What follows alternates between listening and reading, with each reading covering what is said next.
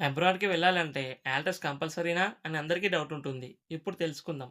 Students కంపల్సరీగా రాయాలి. ఎందుకంటే అబ్రాడ్‌లో ఎడ్యుకేషన్ ఇంగ్లీష్‌లో ఉంటుంది కాబట్టి యూనివర్సిటీస్ అడుగుతాయి. వితౌట్ ఇంగ్లీష్ టెస్ట్ అడ్మిషన్ కష్టం. కానీ కొన్ని యూనివర్సిటీస్ ఎక్సెప్షన్స్ ఇస్తాయి. రేర్ కేసెస్‌లో జరుగుతుంది. వర్క్ వీసా కంట్రీ లేదా జాబ్ బట్టి డిసైడ్ అవుతుంది. యూఎస్‌లో మోస్ట్‌లీ యాల్టస్ లేదా టెఫోల్ ఎగ్జామ్స్ అవసరం లేదు.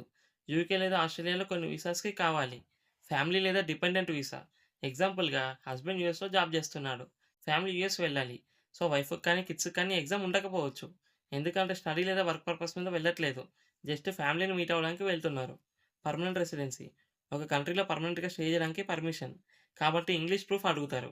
12 ఏళ్లలోపు పిల్లలకి స్కూల్‌లో అడ్మిషన్ సెపరేట్‌గా ఉంటుంది. ఐఎల్టీఎస్ ఎగ్జామ్ అవసరం లేదు. కొన్నిసార్లు సింపుల్ స్కూల్ టెస్ట్ ఉంటుంది. అదే టీనేజర్స్‌కి స్కూల్ లేదా కాలేజెస్ బట్టి డిపెండ్ అవుతుంది. కొన్ని స్కూల్స్ ఐఎల్టీఎస్ అడుగుతాయి. కొన్ని డైరెక్ట్‌గా అడ్మిషన్ ఇస్తాయి. సింపుల్‌గా అబ్రాడ్ స్టడీస్‌కి అయితే ఐఎల్టీఎస్ లేదా టెఫోల్ కావాలి.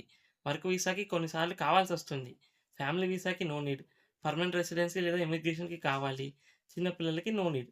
ఇలాంటి ఫైనాన్షియల్ టాపిక్స్ కోసం ఛానెల్‌ని సబ్స్క్రైబ్ జేసుకోండి.